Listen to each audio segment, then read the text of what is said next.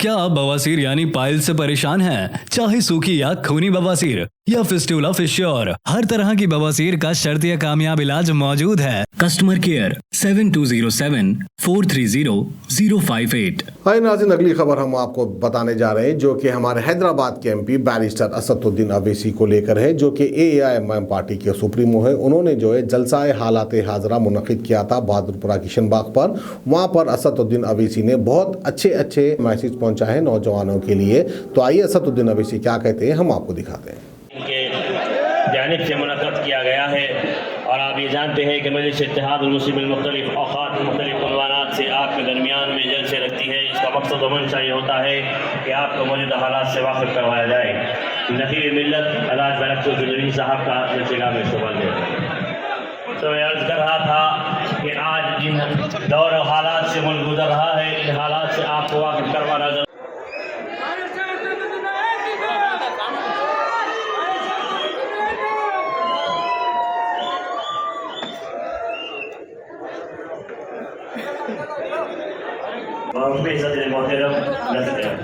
मौलाना सैयद अहमद पाशा कादी साहब मोदी की गुलकोशी की जा रही है। एक खूबसूरत हाफिज आ गया की जा रही है।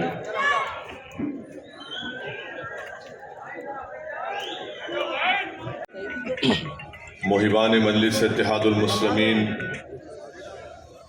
पसे पर्दा बैठकर सुनने वाली मेरी इज़्ज़त और माँ और बहनों, आप तमाम का बेहद शुक्रिया कि इतनी सर्दी के बावजूद भी एक बहुत बड़ी तादाद में आप तमाम लोग यहाँ पर जमा हुए हैं। जैसा कि आपने अभी सुना कि अल्हम्दुलिल्लाह पिछले 3 दिन से हल्क़े असम्बली बहादुरपुरा में मजलिस इत्तेहादुल मुस्लिमीन की जानिब से जो तरक्याती काम को मंजूर करवाया गया था, उसका इफ्तिताह अमल में लाया गया। यकीनन और भी बहुत से तरक्याती काम को करवाना बाकी है। मैं इस बात का इकरार करता हूँ कि अभी भी आबरसानी और सीवरेज की तकालीफ है। मैं इस बात का इकरार भी करता हूँ कि अभी भी बहुत से महल्ले जात में, इलाक़ों में स्टॉर्म वाटर ड्रेन की ज़रूरत है।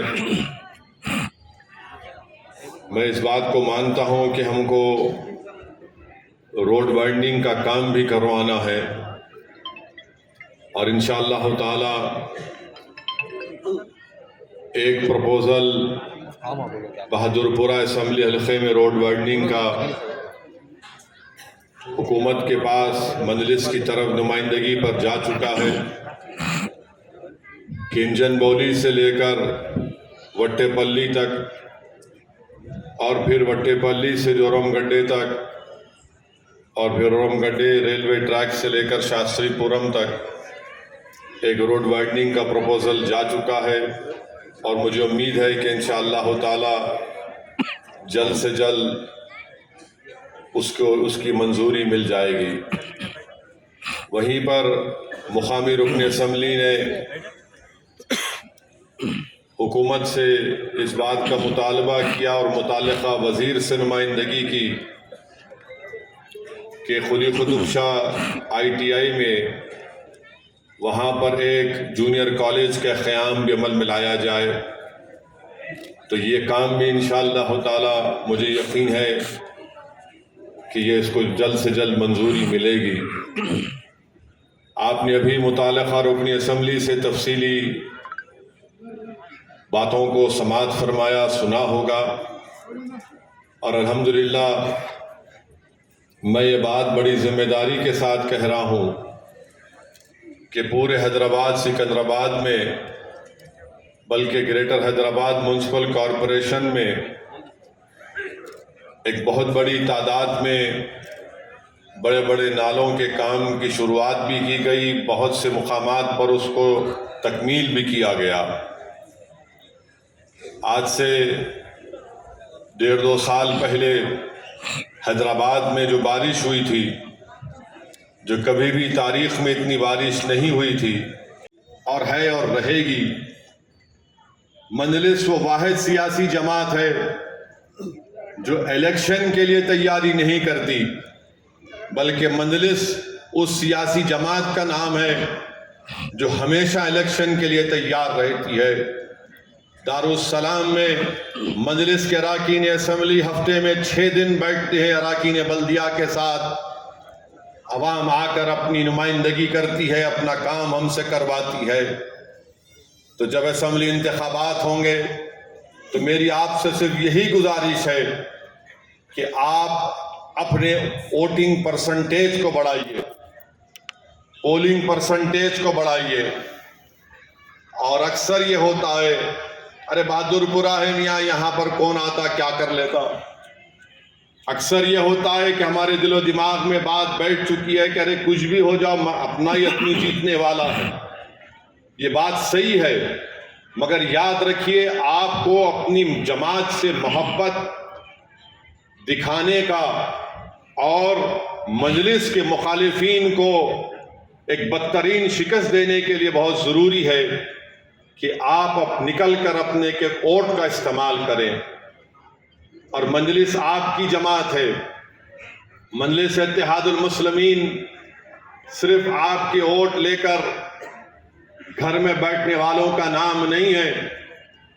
मजलिस इत्तेहादुल मुस्लिमीन जब कभी भी आपने हालात को बिगड़ते हुए देखा तो आपने देखा कि मजलिस सबसे पहले सामने रहती है। बल्कि आप देख रहे हैं कि यहाँ 2 वार्ड हैं राजेंद्र नगर में, जहाँ पर नवाज साहब और हमारे मुबीन साहब कॉरपोरेटर हैं और रहमत बेग को राजेंद्र नगर असेंबली हल्के का इंचार्ज बनाया गया। दिन रात मेहनत करके वहाँ पर भी तरक्याती काम को अंजाम दिया जा रहा है। मेरे अजीज दोस्तों और बुजुर्गों, बल्कि एक और बात जहन में मेरी आई जिसका मैं जिक्र करना ज़रूरी समझता हूँ कि हल्के असेंबली मलकपेट में जो जहाँ पर एक ये मेट्रो का रेल ऑफिस है, उसके पास अकबर बाग में गवर्नमेंट के पुराना दफ्तर था, घरें थे, करीब 60, 70, 80 एकड़ के करीब वो एरिया है। तो कई बरस पहले मैं और अहमद बलाला साहब मिलकर चीफ मिनिस्टर के पास जाकर मिले और हमने जाकर उनसे कहा कि ये जगह बड़ी मौजू है, इस जगह पर आप एक IT टावर बनाइए। तो चीफ मिनिस्टर ने हमसे कहा कि उसका कुछ नक्शा है क्या? तो हमने कहा कि सर नक्शा भी है और उसका एक वीडियो भी हमने ये ड्रोन से निकाला था। पुलिस वाले बड़ा उस पर इतराज़ भी किए थे, मगर हमने उस ड्रोन से उसका पूरा एरिया निकाल कर चीफ मिनिस्टर को दिखाया। बाद में चीफ मिनिस्टर ने कहा कि KT रामाराव मिनिस्टर को बताइए। हम उनको दिखाए और बताए कि उसके सामने मेट्रो का स्टेशन है और बहुत से लोग वहाँ के हाईटेक सिटी को जाते हैं। तो मैं आपको बता रहा हूँ कि इंशाअल्लाह ताला अनकरीब में इंशाअल्लाह ताला उस जगह पर एक IT टावर आएगा, जिससे बहुत से हमारे नौजवान बच्चे और बच्चियों को रोजगार मिलेगा। और वो बीच हमारे शहर के बीच का इलाका है और इंशाअल्लाह मुझे यकीन है कि अहमद बलाला साहब ने जो कोशिशें की हैं, अल्लाह सुब्हाना व तआला ज़रूर उसमें उसको कामयाबी देगा। और हमारी भी कोशिश यही है कि उस जगह पर जो गवर्नमेंट की ज़मीन है वहाँ पर एक आलीशान IT टावर आए और मुझे लगता है कि इंशाअल्लाह ताला होगा, या आदिलाबाद में होगा, या करीम नगर में होगा, या वारंगल में होगा, या नलगुंडे में होगा, या महबूब नगर में होगा, तो हर बीजेपी का लीडर पहले ही 5 मिनट में अल्हम्दुलिल्लाह आपकी ताकत का जिक्र करता है, आपके इत्तेहाद का जिक्र करता है, आपकी सियासी सोच का जिक्र करता है कि ये सियासी सोच मजलिस को कामयाब करती आई है।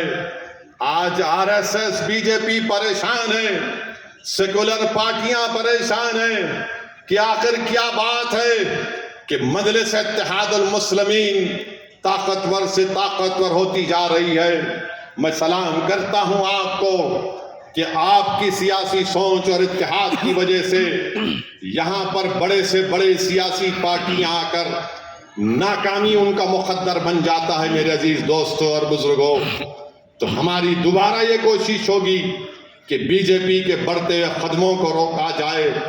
बड़ी बड़ी बातें बीजेपी करती हैं, हर तकरीर में एक बात बल्कि 2-3 मिनट से ज्यादा मजलिस का जिक्र करते हैं कि मजलिस की वजह से ये होता है, मजलिस के डर से ऐसा नहीं करते। हम बीजेपी वालों को पूछना चाहेंगे, आप कब तक भाईजान का जिक्र करेंगे? कभी अपना भी तो जिक्र करो, कभी अपना भी तो रिकॉर्ड पेश करो। कब तक आप हमारा जिक्र करके हमारे हिंदू भाइयों को डर दिलाते रहेंगे? अरे आज तेलंगाना का हमारा हिंदू भाई जान चुका है कि मजलिस से डराने से वो डरता नहीं है, बल्कि वही हमारा हिंदू भाई, दलित भाई, बैकवर्ड क्लास का भाई जब दारुसलाम को आता है और आकर हमसे काम करवाता है, हम उसके काम को करवाते हैं तो वो खुश होकर चला जाता है। दारुसलाम में किसी से ये नहीं पूछा जाता कि बताओ तुम्हारा मजहब कौन सा है, बताओ तुम कौन सी बिरादरी से आते हो, तुम कौन से ओबीसी कास्ट से हो। जो दारुसलाम को आता है, हमारे बुजुर्गों ने हमको ये तालीम दी कि ये दारुसलाम मजलिस का हेडक्वार्टर है, जिसको हमारे बुजुर्गों ने बड़ी कुर्बानियों से हासिल किया। यहाँ पर जो कोई आता है उसका काम करवाने की कोशिश की जाती है।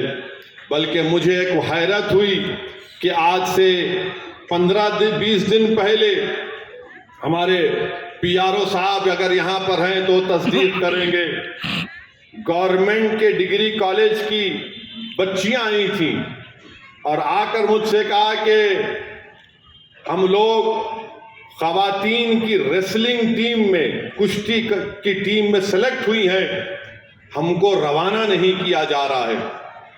मैंने कहा किसको फोन करना है?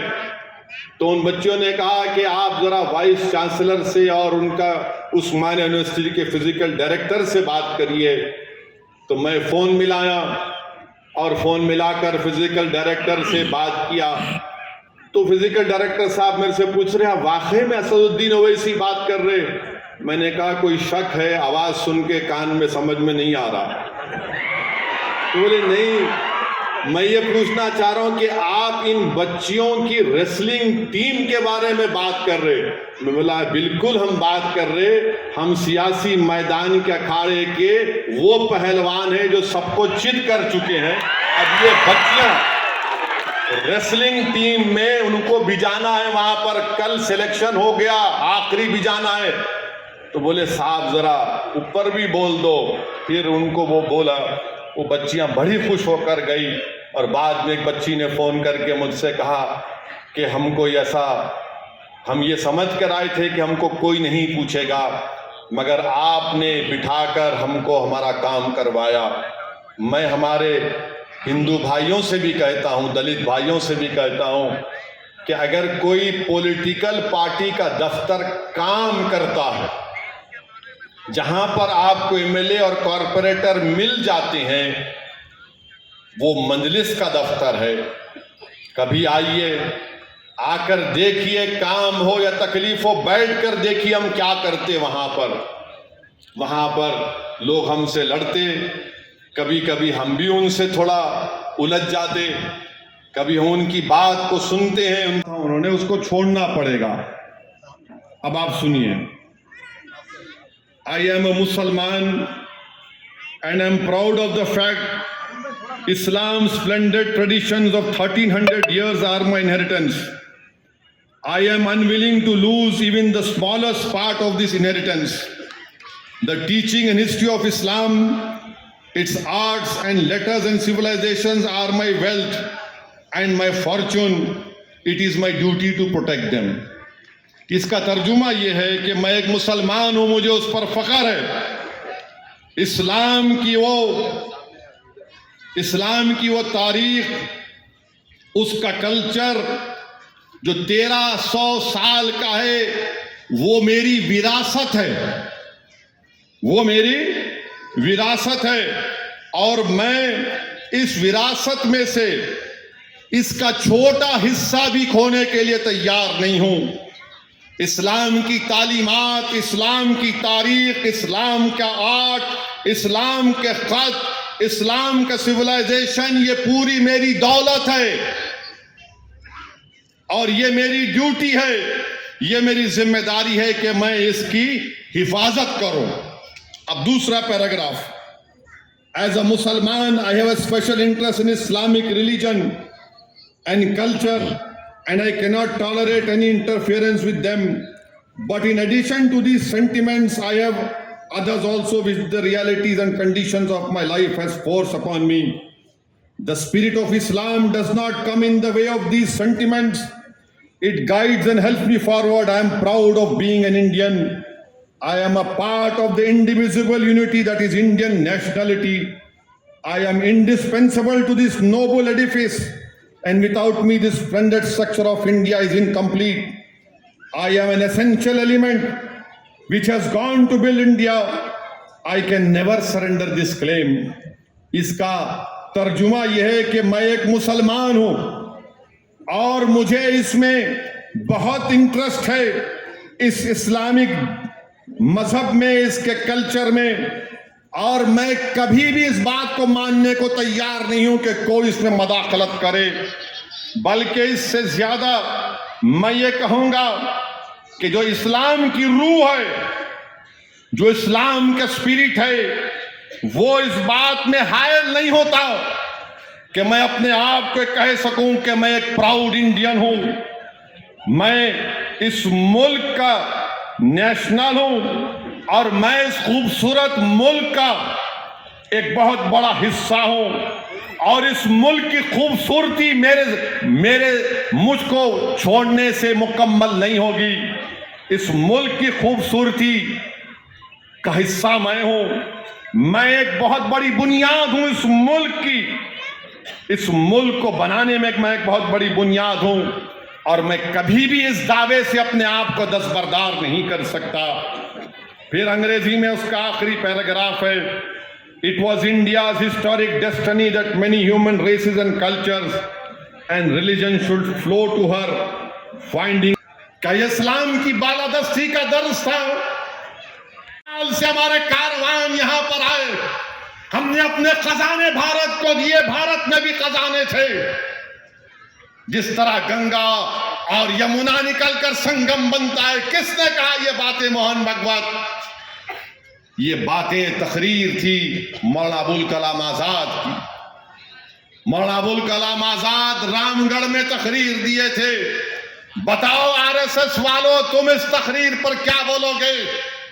ये वो मौलाना अबुल कलाम आजाद है जिसने इस मुल्क के लिए 100 मरतबा जेल को गए, मसाइब और मुश्किलात को उठाया, उनकी दौलत को छीन लिया गया, और जब मुल्क आजाद हुआ तो मौलाना आजाद को इस भारत का सबसे पहले तालीम का, एजुकेशन का मिनिस्टर बनाया गया। मोहन भागवत और आरएसएस वालों, तुम मौलाना आजाद से बड़े नहीं हो। देश की मोहब्बत में तुम मौलाना आजाद से बड़े नहीं हो। तुमने इस देश की आजादी की लड़ाई में कुछ भी नहीं किया। इस देश की आजादी में जो काम मौलाना आजाद ने किया, अब बताओ इस तकरीर पर क्या बोलेगे आरएसएस वालों? बताओ टीवी के स्टूडियो में आरएसएस का नकाब पहनकर आरएसएस की तर्जुमानी करने वाले एंकर, बोलो इस तकरीर पर तुम क्या बोलोगे? क्या इसमें क्या कहा गया है? इस्लाम इस मुल्क का अटूट हिस्सा था और है और रहेगा। जिस तरह हिंदू भाइयों को इस मुल्क पर हक हासिल है, उसी तरह मुसलमानों को भी इस मुल्क पर हक हासिल है। जिस तरह दलितों को इस मुल्क पर हक हासिल है, जिस तरह से हमारे आदिवासियों को, अरे अगर ये भारत किसी का है तो आदिवासियों का है। कौन आए थे यहां पर? ये सब के सब जो आज सुप्रीमेसी ऑफ इस्लाम की बात करते हैं, ये आरएसएस वाले आर्यन सुप्रीमेसी की आदी हैं। ये मुल्क तो आदिवासियों का है, मगर नहीं, इल्जाम मुसलमानों पर लगाएंगे। मेरे अजीज दोस्तों और बुजुर्गों, मैं इन लोगों से सिर्फ यही कहूंगा, आरएसएस के लोगों से, हमारे मुंह को मत लगो। आप अगर मुसलमानों के बारे में कहेंगे, गलत बात कहेंगे, यानी मैं मोहन भगवत से सीखूं कि कैसे इस्लाम पर चलूं, मुझे मोहन भगवत आरएसएस वाले बताएंगे कि दीन में क्या होगा क्या नहीं होगा।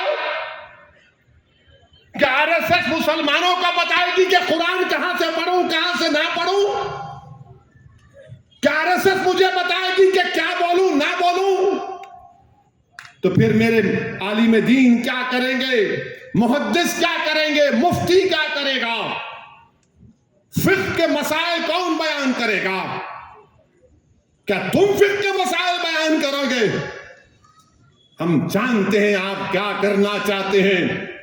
हम दीन को नहीं छोड़ने वाले हैं, दीन से जुड़े रहेंगे और भारत की हिफाजत करते थे और करते रहेंगे इंशाअल्लाह। बात किए और कहा कि होटल के टाइमिंग को बढ़ाइए, तो कमिश्नर पुलिस से नुमाइंदगी की गई और रात में 12 बजे तक, रात में 1 बजे तक होटल खुला रखने की इजाजत दी गई, मगर हमारे होटल वाले माशाअल्लाह उस पर भी राजी नहीं हो रहे। तो बोले 1 बजे कहीं करे, 3 बजे तक करा देना था। तो मैं उनको यही बोला हूं कि भाई 3 बजे तक अगर आप कराएंगे तो फजर तो गोल हो जाएंगी ना। तो खैर कमिश्नर पुलिस भी, उन्होंने भी हैदराबाद के है, उन्होंने भी हैदराबाद का ही पानी पिए, तो होटल को खुला रखने की इजाज़त मिली। अब हमारे बंडी वाले भी हैं माशाल्लाह, वो भी अपना इडली डोसा वड़ा चल रहा है उनका भी। तो मजलिस हर चीज़ में हमारे अरकान बल्दिया मेहनत कर रहे हैं, कोशिशें कर रहे हैं, और यही चीज़ मैं आपको बता रहा हूँ कि ये मजलिस इत्तेहादुल मुस्लिमीन की कोशिशें हैं। और मैं नौजवानों से ये अपील कर रहा हूँ कि आप मजलिस को और मजबूत करिए। मजलिस इत्तेहादुल मुस्लिमीन आपके हुकूक की लड़ाई लड़ रही है। मजलिस इत्तेहादुल मुस्लिमीन आपकी हिफाजत की लड़ाई लड़ रही है। मजलिस इत्तेहादुल मुस्लिमीन फिरका परस्त ताकतों के बढ़ते हुए कदमों को रोकने की लड़ाई लड़ रही है। मजलिस इत्तेहादुल मुस्लिमीन को जो आपने अपनी दुआओं और वोट से इतनी ताकत दी है, ये मजलिस इत्तेहादुल मुस्लिमीन का अब तक का सियासी सफर रहा। जिस काम को फ़ख्र मिल्लत अब्दुल वाहिद ओवैसी ने शुरू किया, जिस काम को तक़वियत पहुंचाई मरहूम क़ायद सालार मिल्लत Sultan Salahuddin. Ghazi kidney centre and multi speciality hospital, गुर्दे और बवासीर के इलाज का 40 साल मशहूर हॉस्पिटल, जहां हजारों पेशेंट्स क्योर हो चुके हैं। Doctor Husaini international national award winner और दूसरे डॉक्टर्स और लेडी डॉक्टर्स की जेर खिदमत गुर्दे के तमाम अमराज का मुकम्मल ट्रीटमेंट किया जा रहा है। गुर्दे फेल हो चुके हों, डायलिसिस करवा रहे हों, याद रखिए डायलिसिस कोई इलाज नहीं, इससे 1% भी गुर्दे रिकवर नहीं होते। हाँ, डायलिसिस टेम्पररी रिलीफ दे सकता है, लेकिन हमारे ट्रीटमेंट से गुर्दे फिर से फंक्शन में आ सकते हैं। गुर्दे श्रिंक हो गए हों या सिस्ट हो, गुर्दे की पथरी हो, कैसी भी गुर्दे की तकलीफ हो, या पाइल्स यानी बवासीर, चाहे ब्लीडिंग हो या कोम, बगैर ऑपरेशन मुकम्मल क्योर ट्रीटमेंट का एक ही centre, Ghazi kidney centre, DLRL main road, opposite Vikas high school, Chandrayangutta, Hyderabad. Cell 9966930824 या 9391326261।